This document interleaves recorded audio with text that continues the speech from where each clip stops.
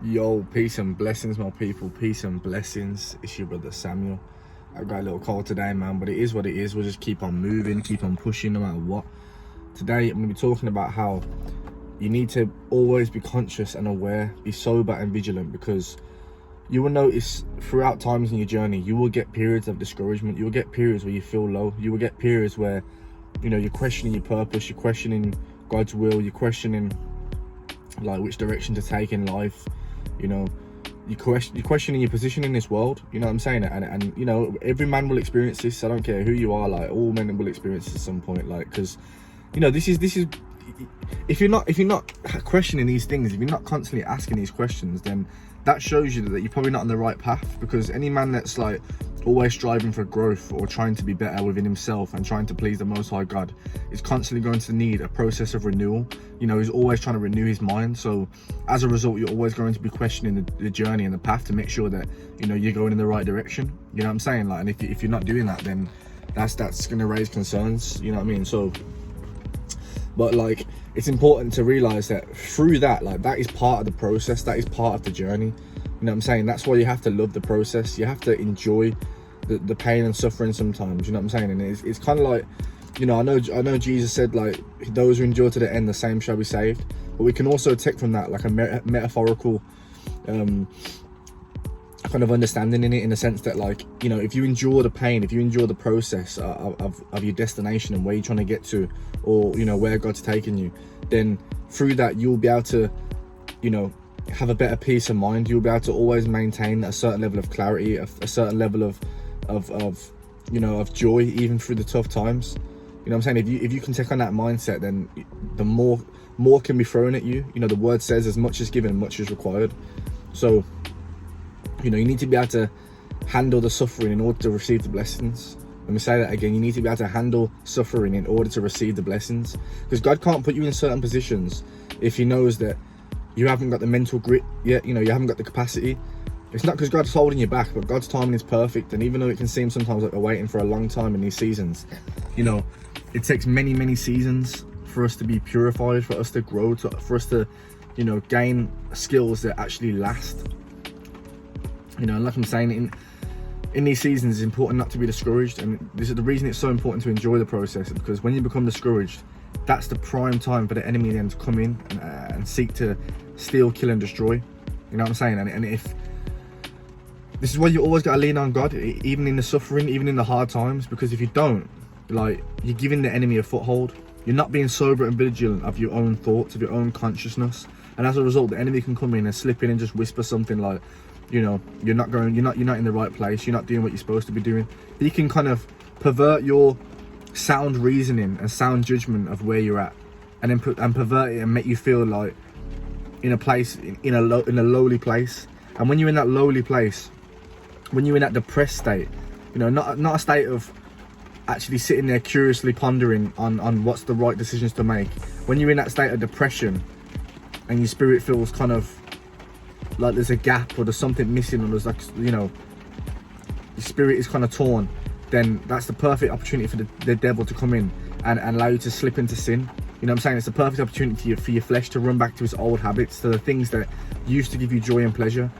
You know what I'm saying? The devil's going to present you with certain things. The devil's going to be there then at the first attempt he gets to tempt you, because that's, you're in a prime state to be eaten. You know what I'm saying? The devil walks around like a roaring lion, seeking whom he may devour. So if you're there like prime prey, you know, limping around and moping, then of course he's going to be able to throw them temptations at you, and you're going to bite on it. You know, you're going to be like fish to bait, and he's going to reel that hook in ASAP. You know what I'm saying? So you have to be careful. You have to be conscious of the way, the perspective in which you're having. You always have to keep your mind on heavenly things and not on things of the world. You know what I'm saying? Don't get caught up in, you know, financially all the time, and just know that, like, in the right time, in due season, God will bless you, man, if you keep enduring.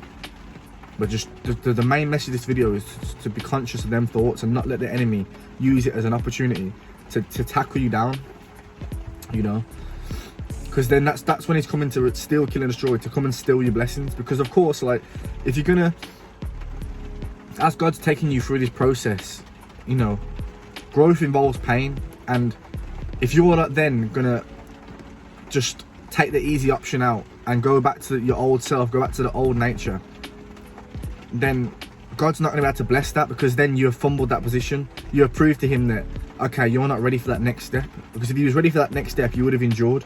You would have leaned on him for help, to help pick you up, for guidance, for understanding, for encouragement. But if you just run to your sin nature in order to fill that void, then you fumble the bag, you fumble the blessings. You know, God blesses those who are obedient to him. God blesses those who are obedient. You know, obedience means standing firm on the foundations of the Most High, no matter what, no matter in all circumstances. You know, so don't let the devil steal your blessings. Don't let the devil take away your birthright. You know what I'm saying? Like, you know, look at the story of Cain and Abel. You know, Cain traded his birthright, and you could view this as your gift. Cain traded his birthright for a meal, and then he slew his brother out of jealousy. So if we relate this to our own lives, make sure you're obedient to the Most High, because if you're not obedient to the Most High, you can easily substitute your blessing for something sinful.